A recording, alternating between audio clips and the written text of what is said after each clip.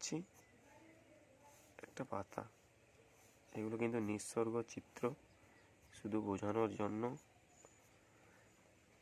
এটা এক ধরনের পাতা।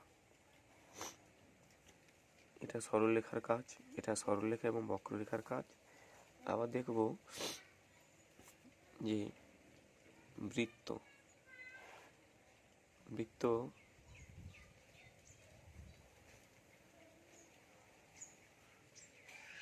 যদি আমরা এটাকে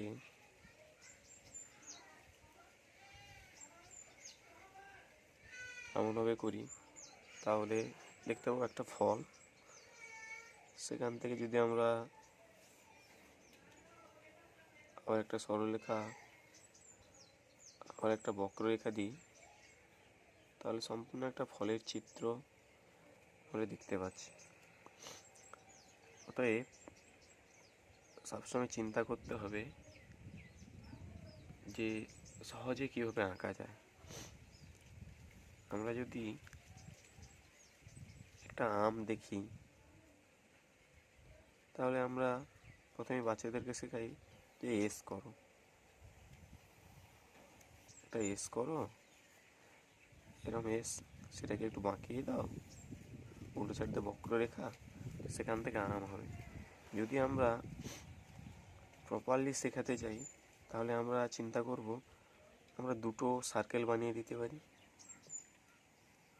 বড়, একটা এর থেকে একটু ছোট। চিন্তা করতে হবে যে আমের যেই অংশ একটু চঞ্চল হয়, সেইটাকে আমরা এইখানটা জুড়ে দেবো, আর এইটাকে এই অংশে জুড়ে দেবো। আর কিছু করার দরকার নেই। এখান থেকে একটা দাগ টেনে দিয়ে এরপর এটাকে ইরেজ করে দিতে হবে। দেখুন কত সহজে একটা আম হবে।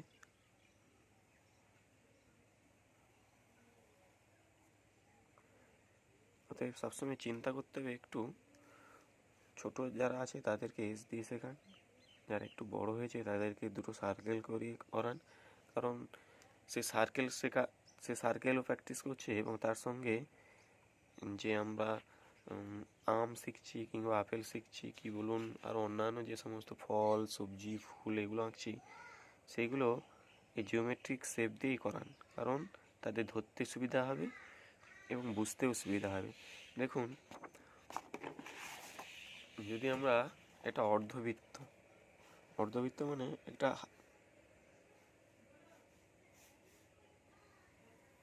হাফ গোল, আশা করি এটা হাফ গোলের মতন। তো এটাকে আমরা যদি একটা ডাব্লিউ বানিয়ে দিই এবং উল্টো সাইডে একটা এম বানিয়ে দিই,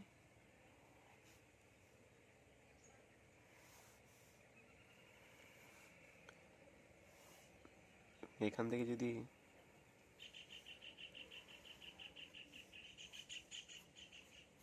একটা পাতা বানিয়ে দিই,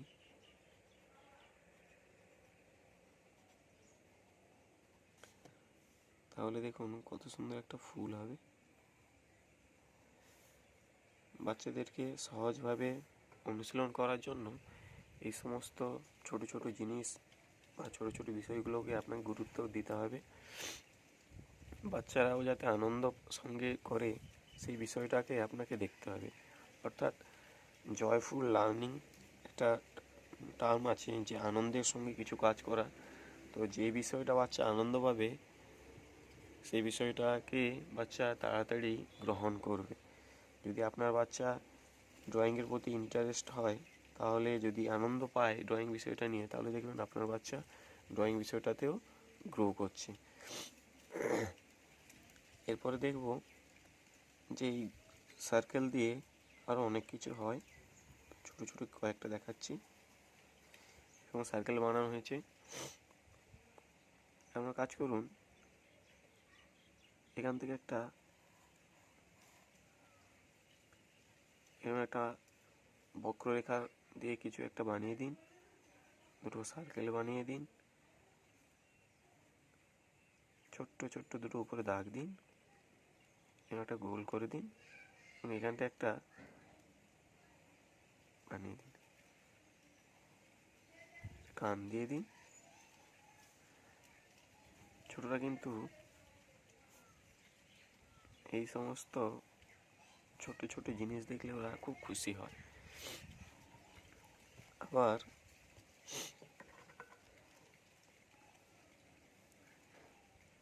দেখুন, একটা সার্কেল, এই সার্কেলে যদি তলাটা আমরা এরকম একটু কেটে নিই এবং উপরের অংশটা যদি একটু এমের মতো করে ছেড়ে দিই এবং যদি আমরা ইরেজ করি, এটা অরেঞ্জ বা কমলা লেবুর আকার ধারণ করবে।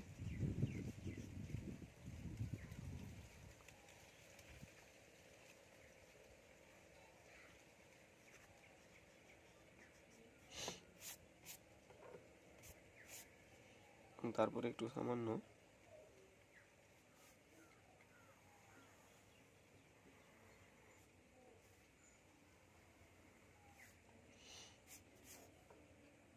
একটা অরেঞ্জ হবে বা কমলা লেবু।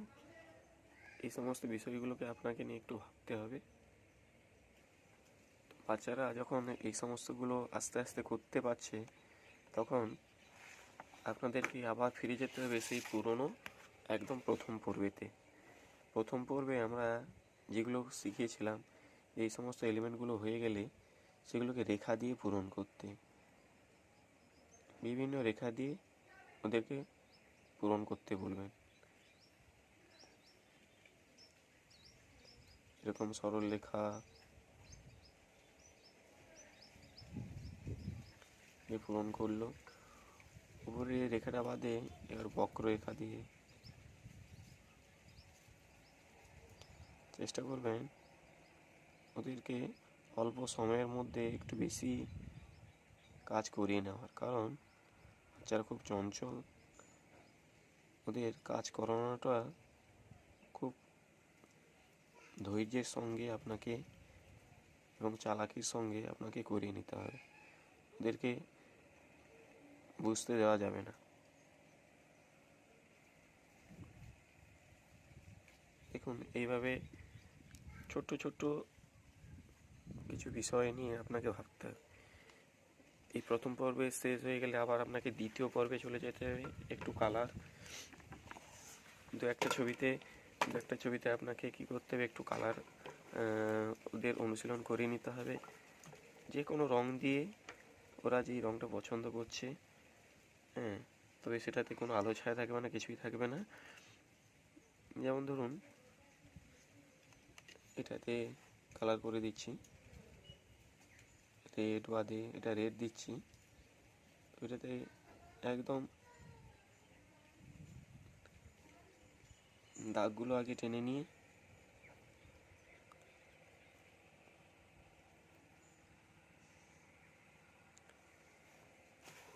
দাগগুলোতে টেনে নিই,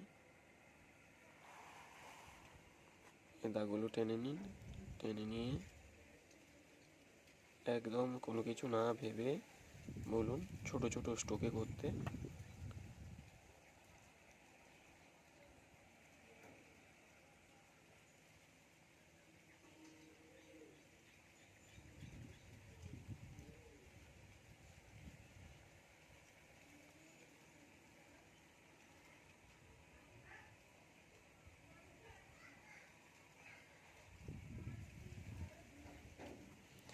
এরকম ছোট ছোট স্ট্রোক দিয়ে করতে বলুন।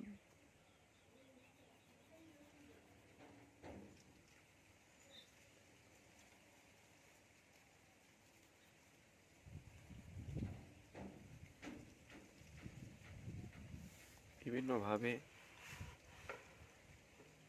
বিভিন্ন রকম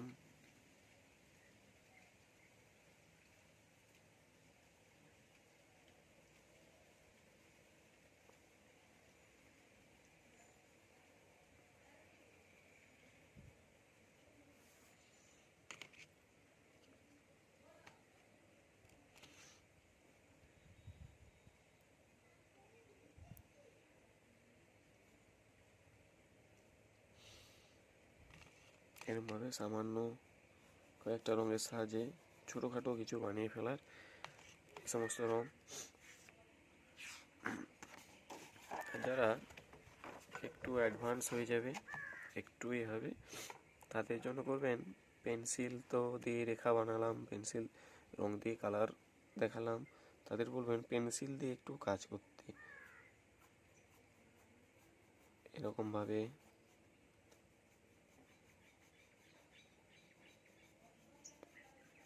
পাশাপাশি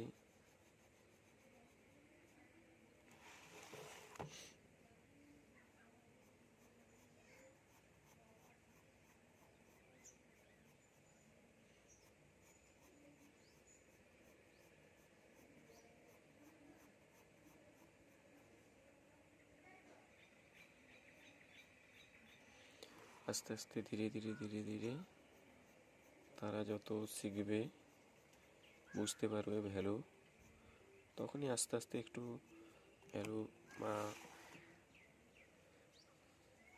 ওইগুলো একটু দেখাতে হবে।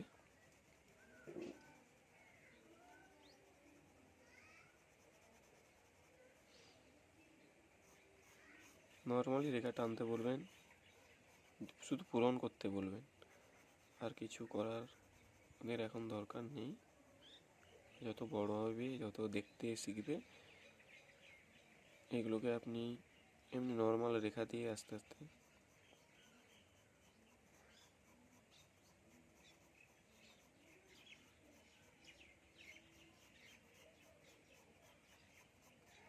ছোট ছোট স্ট্রোক দিয়ে পূরণ করতে বলবেন,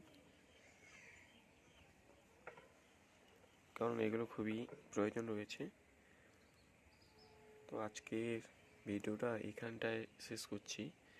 আর যারা এখনও নতুন আছেন, ভিডিওটা দেখছেন, সাবস্ক্রাইব করে পাশে থাকুন। আপনাদের জন্য বিভিন্ন ড্রয়িংয়ের বিভিন্ন অধ্যায়ে আলোচনা হবে এবং বিভিন্ন অধ্যায় নিয়ে আপনাদেরকে ভিডিও নিয়ে আসবো। সেটা ছোটদের থেকে বড়দের পর্যন্ত, বিগিনার থেকে আপার পোর্শন পর্যন্ত, অর্থাৎ পেন্সিল, প্যাস্টেল, পেন্সিল স্কেচ, তারপরে বলুন ওয়াটার কালার, অয়েল প্যাস্টেল হলে সফট প্যাস্টেল, তারপর ফেব্রিক, অ্যাক্রেলিক, অয়েল কালার, সমস্ত বিষয়ের উপরে আলোচনা হবে ধীরে ধীরে আস্তে আস্তে। কারণ সব কিছুই কিন্তু ধৈর্যের সঙ্গে করতে হয়। কারণ আজকে বলছেন আপনি পেন্সিলে কাজ করেছেন, কাল বলবেন যদি আমি অয়েলে কাজ করব, তাহলে খুব ডিফিকাল্ট হয়ে যাবে। কারণ আপনাকে ওই প্রত্যেকটা স্টেপ আপনাকে শিখে যেতে হবে, কারণ এই স্টেপগুলোর মধ্যেই কিন্তু পরবর্তী পর্যায়ের যে আলোচনা বা কিছু বিষয় রয়েছে সেইগুলোর কিন্তু অনেকটা গুরুত্বপূর্ণ। আর আমি আপনাদেরকে বলেছিলাম যে 50টা সাবস্ক্রাইবার কিংবা হলে আমি লাইফে আসবো। লাইফে এসে মায়েদের জন্য যারা ডিজাইন বা আলপনা নিয়ে এগোতে চান, তাদের জন্য বেসিক কিছু আলপনার কাজ এবং শাড়ি কিংবা ব্লাউজের কাজ, সেখানটায় ফেব্রিকের কালার এবং কীভাবে শাড়ি তৈরি হয়, বাটিক, মলমলে শাড়িতে হ্যান্ডমেড বাটিক, তো সেই সমস্তগুলো নিয়ে আসবো। তো চ্যানেলটা যদি ভালো লেগে থাকে তাহলে লাইক, শেয়ার এবং সাবস্ক্রাইব করে পাশে থাকবেন এবং পাশে থাকা বেল আইকনটা প্রেস করতে ভুলবেন না। এবং আপনাদের সহযোগিতা এবং ভালোবাসা আমাকে আরও এগিয়ে নিয়ে যেতে এবং আপনাদেরকে নতুন নতুন ভিডিও করতে আরও পৌঁছে দিতে চেষ্টা করব। আপনাদের একটা লাইক এবং শেয়ার আমাদেরকে আরও অনুপ্রাণিত করে। চলুন নেক্সট ভিডিওতে আপনাদের সঙ্গে দেখা হচ্ছে। সবাই সুস্থ থাকবেন, ভালো থাকবেন।